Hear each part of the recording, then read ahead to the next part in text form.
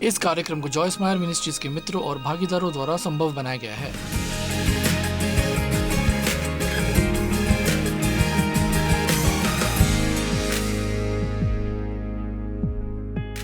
मैं आज आपसे इस विषय पर बात करना चाहती हूँ। आप अपने शेष जीवन में क्या करेंगे? हम सभी को केवल एक ही जीवन मिलता है और ये महत्वपूर्ण है कि हम इसे कैसे जीते हैं।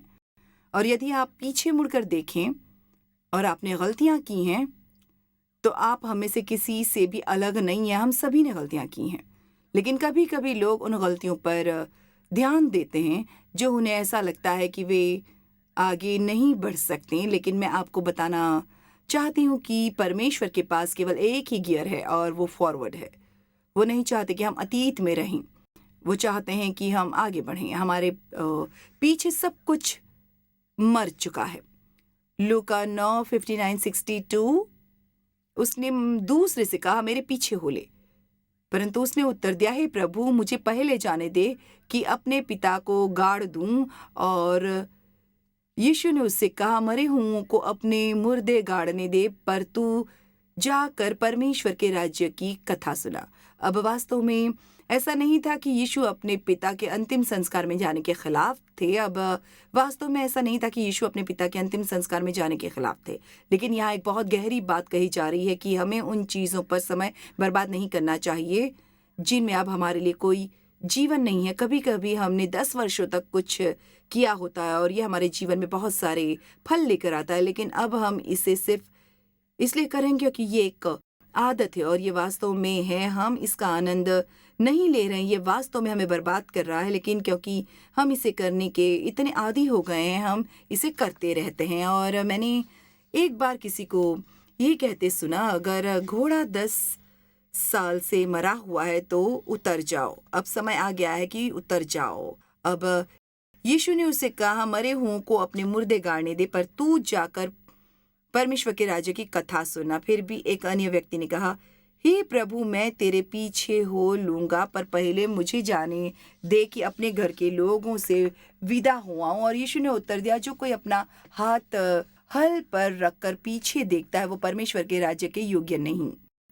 ये अभी भी एक मृत चीज है।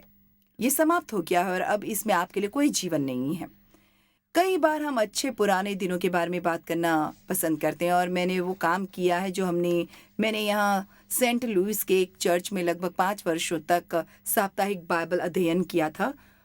और उस समय वहाँ कई सौ महिलाएं थीं और हमने बहुत ही अद्भुत समय बिताया। और काफ़ी समय तक जब मैंने ये बाइबल अध्ययन करना बंद कर दिया, लोग मुझसे हर समय अच्छे पुराने दिनों के बारे में बात करते रहे। मुझे आशा है कि आप सभी के पुराने दिन अच्छे रहे होंगे, लेकिन मैं चाहती हूँ कि आप उस अच्छे भविष्य को देखें जो परमेश्वर ने आपके लिए रखा है। अच्छी यादें बहुत अच्छी होती हैं, लेकिन आपने जो किया है उससे इतने प्रभावित न हो कि आप जो कर सकते हैं उसके लिए आगे न बढ़ें। परमेश्वर के पास आपके जीवन के लिए एक योजना है और वो चाहते हैं कि आप भविष्य में जाएं और वो सब कुछ करें जो उन्होंने आपके लिए किया है।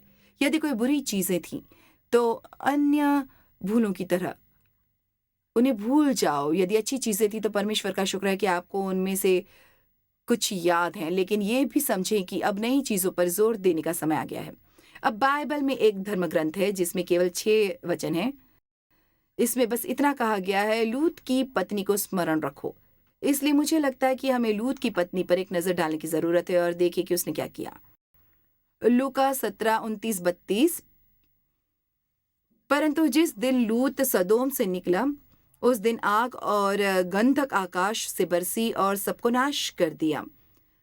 मनुष्य के पुत्र के प्रकट होने के दिन भी ऐसा ही होगा। उस दिन जो कोठे पर हो और उसका सामान घर में हो, वो उसे लेने को ना उतरे, और वैसे ही जो खेत में हो वो पीछे न लौटे। लूत की पत्नी को स्मरण रखो।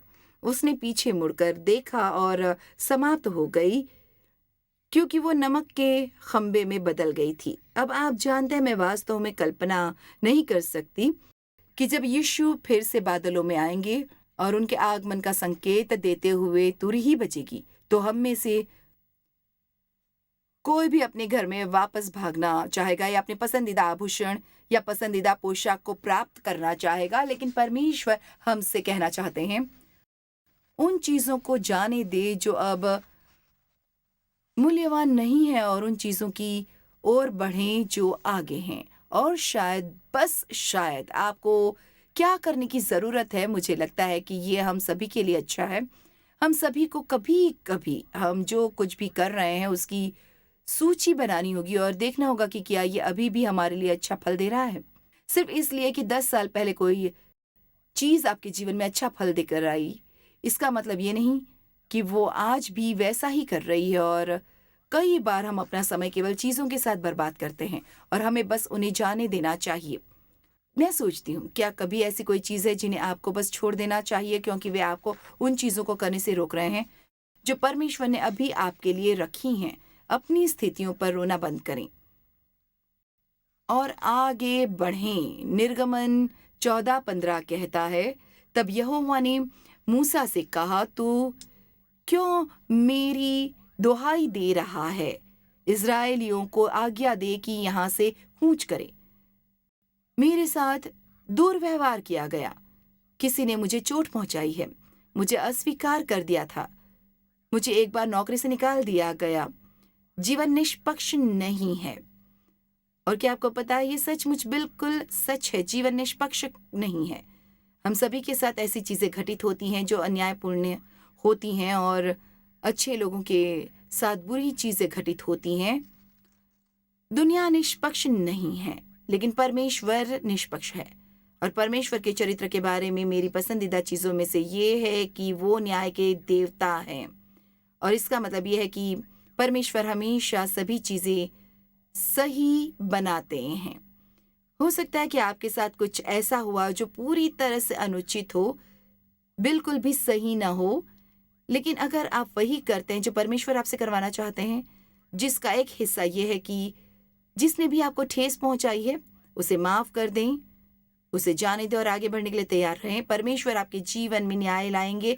मैं जानती हूं कि ये ऐसा करेंगे। इसे भूल जाओ। परमेश्वर जो भूल गए उसे याद करना बंद करो। उदाहरण के लिए आपके पाप। बाइबल कहती है कि वो न केवल हमें क्षमा करते हैं बल्कि वो हमारे पापों को भूल जाते हैं और वो उन्हें पूर्व से पश्चिम तक दूर कर देते हैं। और मुझे एक रात याद है, मैं अपने बिस्तर पर प्रार्थना कर रही थी और मैं परमेश्वर से प्रार्थना करते समय किसी चीज़ की माफ़ी मांग रही थी और ये बहुत समय पहले की बात है। और उन्होंने कहा, क्या आप मुझसे इसके लिए माफ़ करने के लिए कहना बंद कर देंगे? जब आपने पहली बार मुझसे पूछा था तो मैंने आपको माफ़ कर दिया था। इसलिए कई बार जब हम परमेश्वर से पिछली चीज़ों के बारे में बात करते हैं जिसके लिए हम पहले से ही पश्चाताप कर चुके हैं, तो वो ऐसा नहीं करते। वो नहीं चाहते कि हम ऐसा करें क्योंकि वे वैसी चीज़ें जिन्हें वो पहले ही भूल चुके हैं, यहाँ तक कि अपने द्वारा किए गए अच्छे कार्यों को भी भूल जाएं। आप जानते हैं, मुझे अपने जीवन में बहुत सारी अच्छी चीज़ें करनी है, बहुत सारी चीज़ें जो आश्चर्यजनक रूप से अद्भुत और काफ़ी विशेषाधिकार प्राप्त कर रही हैं।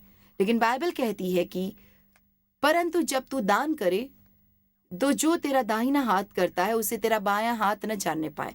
और मैं इसके बारे में बहुत देर तक सोचती रही, लेकिन मेरा मानना है कि इसका मतलब यह है कि बैठकर सिर्फ इस बारे में न सोचे, ओ वो कितना अच्छा था और आप कितने अच्छे थे और आप जानते हैं, हमें बस धन्यवाद परमेश्वर कि आपने मुझे भाग लेने दिया और अगली चीज़ पर आने की ज़रूरत है। आप जानते हैं, मैंने देश के बाहर 67 मिशन यात्राएं की हैं, लेकिन ये कुछ ऐसा है जो मैं अब और नहीं कर सकती। मेरा शरीर अब जेट लैग से अच्छी तरह तालमेल नहीं बिठाता और मैं अपने जीवन में उस बिंदु पर आ गई हूँ जहाँ मुझे उन चीज़ों को चुनना है जिनके बारे में मुझे पता है कि मैं अच्छी हूँ, जो मुझे बहुत ज़्यादा थका नहीं सकती, और वे चीज़ें जो केवल मैं सेवकाई में ही कर सकती हूँ। मैं शिक्षण करती हूँ, मैं लेखन करती हूँ, मैं प्रार्थना करती हूँ, मैं कुछ स्थितियों से निपट सकती हूँ, मैं प्रार्थना कर सकती हूँ, मैं साक्षात्कार करती हूँ, लेकिन मैं बस भारत या अफ्रीका या दुनिया भर के किसी अन्य स्थान की इतनी लंबी यात्राएं नहीं कर सकती।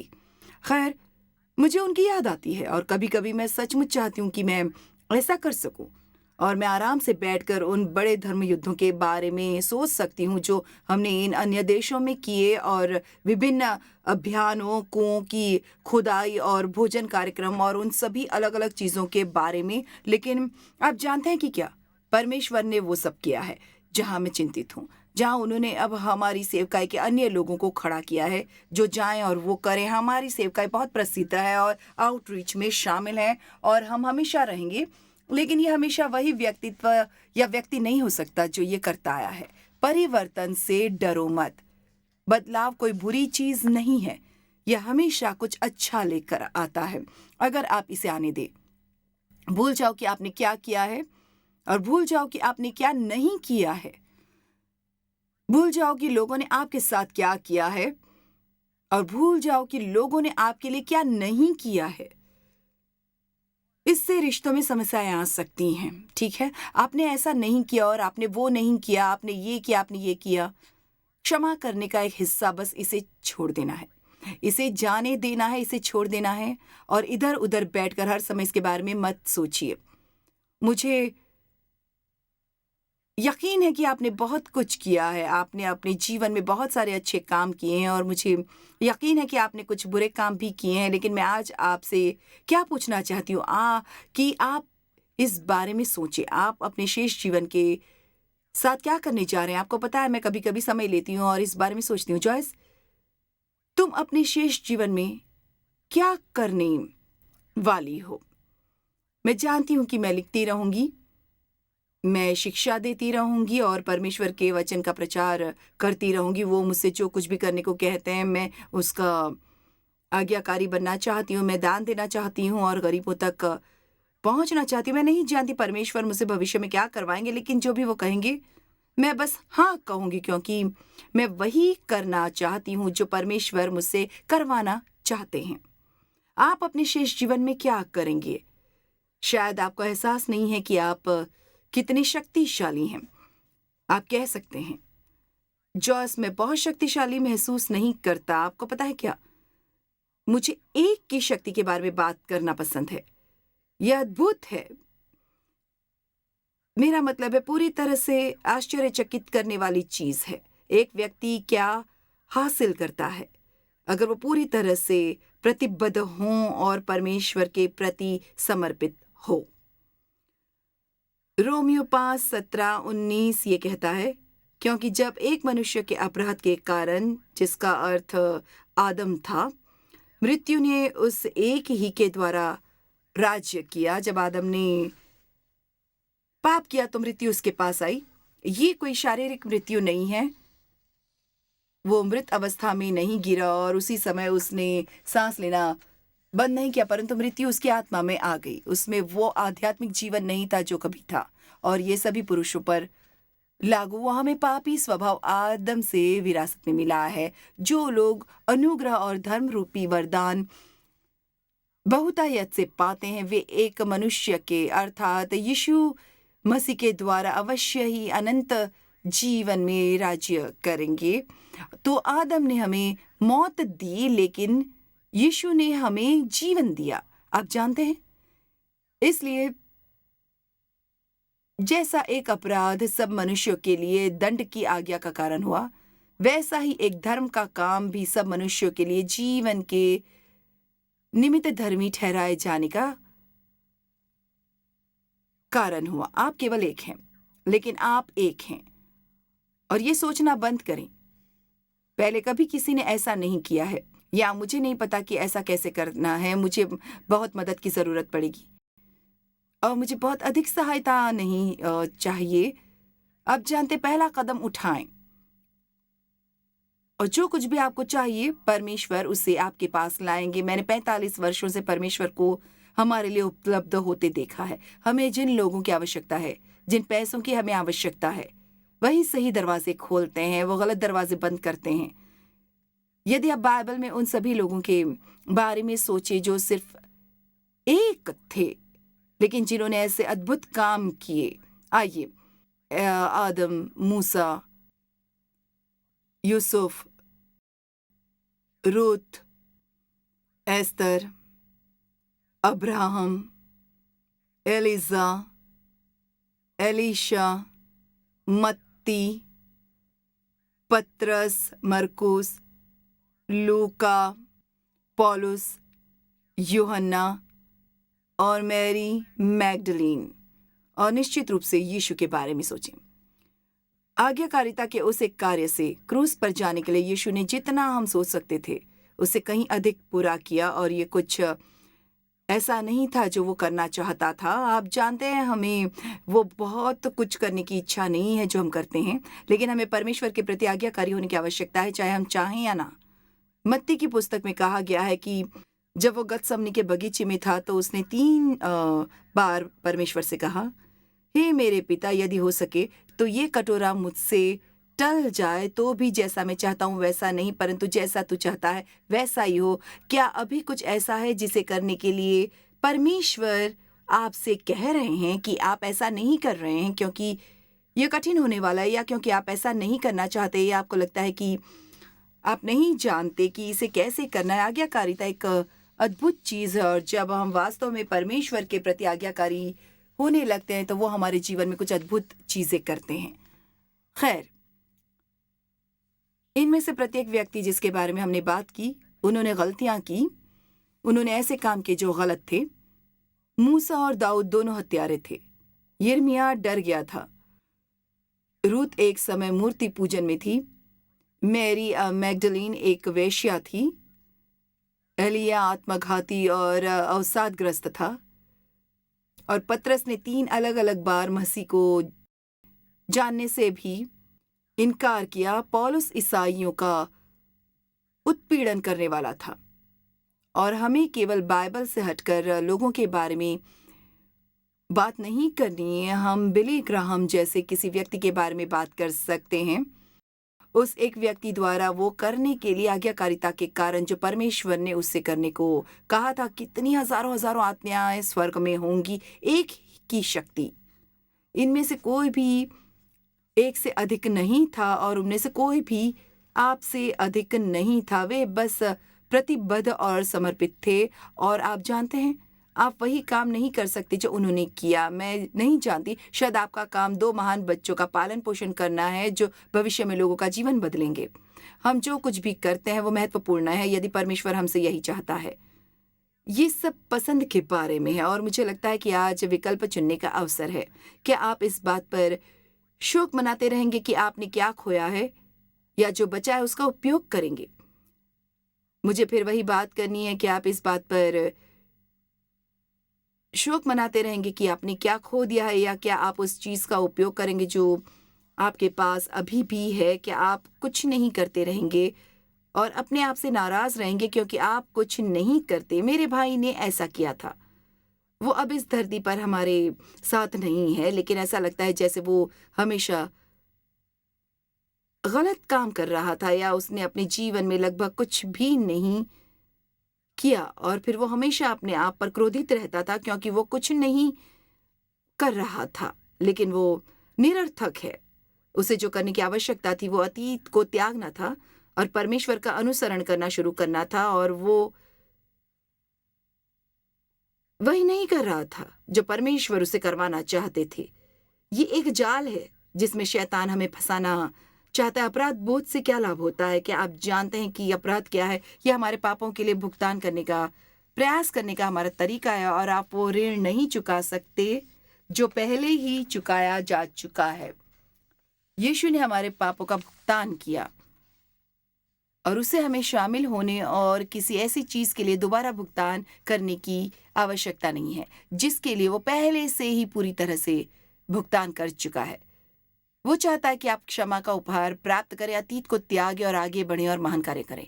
आपके द्वारा की गई गलतियां आपके लिए अनुभव बन सकती हैं जो आपको भविष्य में परेशानी से दूर रखेगी, और जिसे अन्य लोगों के साथ साझा भी किया जा सकता है और उन्हें परेशानी से दूर रखा जा सकता है।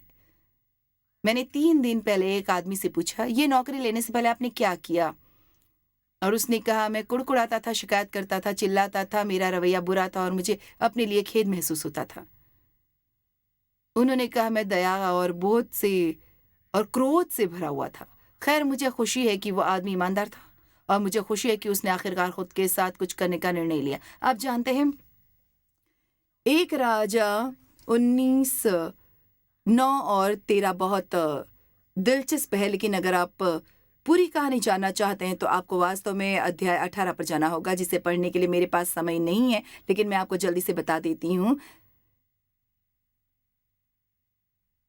एलिय्याह ने 400 बाल पैगंबरों को चुनौती दी थी, और चुनौती ये थी कि वे आग और वेदी पर बलि के रूप में एक बैल रखेंगे और वे उस पर पानी डाल देंगे और फिर परमेश्वर से आग भेजने के लिए प्रार्थना करेंगे और देखेंगे कि ये बलि को जला देता है या नहीं। लेकिन फिर मूसा, मेरा मतलब एलीजा, ने इन सभी 400 बाल पैगंबरों को ले लिया। मैं इसकी कल्पना भी नहीं कर सकती, और उसने उन सभी को मार डाला और टुकड़ों में काट दिया। मैं कल्पना भी नहीं कर सकती ये किस तरह का काम रहा होगा। तो वो उस दिन साहसी था, वो था, उसमें कोई डर नहीं था। लेकिन फिर जब इसाबेल को पता चला कि उसने क्या किया, तो उसने कहा आप उसे एक संदेश भेजे कि मैं इस दिन के खत्म होने से पहले उसे मार डालूंगी। खैर, फिर वो भयभीत हो गया और जंगल में भाग गया और छिप गया। अब आप 400 भविष्यवक्ताओं से कैसे नहीं डर सकते, और फिर भी एक महिला से कैसे नहीं डर सकते। खैर, हम सभी में भावनाएं होती हैं, और उसे डर था कि इसाबेल उसे मार डालेगी, और वो रेगिस्तान के बीच में भाग गया और उसने कहा, हे यहोवा, बस है, अब मेरा प्राण ले ले, क्योंकि मैं अपने पुरखाओं से अच्छा नहीं हूं। अब ये वो व्यक्ति है जो परमेश्वर के लिए जल रहा था और अब वो मरना चाहता है। क्या तुम्हें कभी ऐसा मिलता है? क्या आप परमेश्वर के लिए जल रहे हैं और जब आपको थोड़ी सी भी समस्या होती है तो आप ऐसा कहते हैं, परमेश्वर, मैं बस, आप मेरा प्राण ले लें, मेरी जिंदगी इतनी खराब है कि आप मुझे ले जा सकते हैं। खैर, ये तरीका नहीं है। इसलिए वो जंगल में बैठ गया और वो उदास हो गया और ये सभी नकारात्मक बातें कह रहा था, और इसलिए परमेश्वर ने एक देवदूत भेजा, उसे सुला दो। दूत ने उसे एक रोटी और थोड़ा पानी दिया। मुझे कुछ कुछ अच्छा लगा कि उसने उसे रोटी दी, और फिर उसने इसे दोबारा किया और उसे तरोताजा कर दिया। और फिर एलिय्याह जाकर एक गुफा में छिप गया और परमेश्वर ने उसके पास जाकर कहा, हे एलिय्याह, तेरा यहाँ क्या काम? ठीक है, मैं इस बात को समझती हूँ, क्योंकि जिस चर्च में मैंने 5 साल तक काम किया, वहां एक रात मैं मंगलवार की रात सेवा में थी और प्रभु ने मुझसे बहुत स्पष्ट रूप से कहा, तुम यहाँ पर क्या कर रही हो? और मैंने सोचा, मैं यहाँ क्या कर रही हूँ? ये मंगलवार की रात है, मैं चर्च जा रही हूँ, मैं हमेशा यही करती हूँ। और परमेश्वर ने मुझसे कुछ ऐसा कहा जो लगभग अपमानजनक था। उन्होंने कहा, मुझे अब यहाँ तुम्हारी आवश्यकता नहीं। अच्छा, आपका क्या मतलब है कि आपको यहाँ मेरी ज़रूरत नहीं है? मेरा मतलब, मैंने इस जगह को भूतल से ऊपर तक बनाने में मदद की। और परमेश्वर ने कहा, तुम्हारे साथ मेरा काम यहीं समाप्त हो गया, मेरे पास तुम्हारे लिए अन्य काम भी हैं। और यही वो समय था जब परमेश्वर ने मुझसे कहा कि जो सेवकाई मेरे पास है उसे आगे बढ़ाऊं और इसे उत्तर, दक्षिण, पूर्व, पश्चिम में ले जाऊं। अब मैं उस पूरी कहानी में नहीं पढ़ूंगी जो 40 साल पहले की है, और अगर मैंने उस समय परमेश्वर की आज्ञा नहीं मानी होती तो मैं आज यहाँ टीवी के माध्यम से दुनिया भर के लोगों को ये संदेश नहीं सिखा रही होती। ये बहुत महत्वपूर्ण है कि हम उन चीज़ों को छोड़ दें जिन्हें परमेश्वर ने ख़त्म कर दिया है, और उन नई चीज़ों को पकड़ें जो उन्होंने हमारे लिए रखी हैं। बाइबल कहती है, मैंने जीवन और मरण को तुम्हारे आगे रखा है, इसलिए तू जीवन को ही अपना ले कि तू और तेरा वंश दोनों जीवित रहें। पछतावे में मत जियो और भय में मत जियो। निष्क्रिय मत बनो, सक्रिय रहो। परमेश्वर की इच्छा करो, अपनी इच्छा की नहीं। परमेश्वर को प्रसन्न करने वाले बनो, लोगों को नहीं। हमारे जीवन में हर चीज एक विकल्प है, और मैं आज आपसे विनती कर रही हूं कि आप उन सभी चीजों को त्यागने का विकल्प चुनें जो पीछे हैं, और परमेश्वर से प्रार्थना करें कि वो आपको अपने शेष जीवन में कुछ अद्भुत करने के लिए उपयोग करें। आपके सामने बहुत कुछ है और आपके अतीत को किसी भी तरह से आपको रोक कर रखने की ज़रूरत नहीं है। आपको बस इतना करना है कि इसे छोड़ दें और कहें, "हे परमेश्वर, मैं यहाँ हूँ, मैं आपका हूँ, आप जो भी मेरे साथ करना चाहते हैं करें। मैं आपको अपने पूरे जीवन से प्यार करता हूँ।"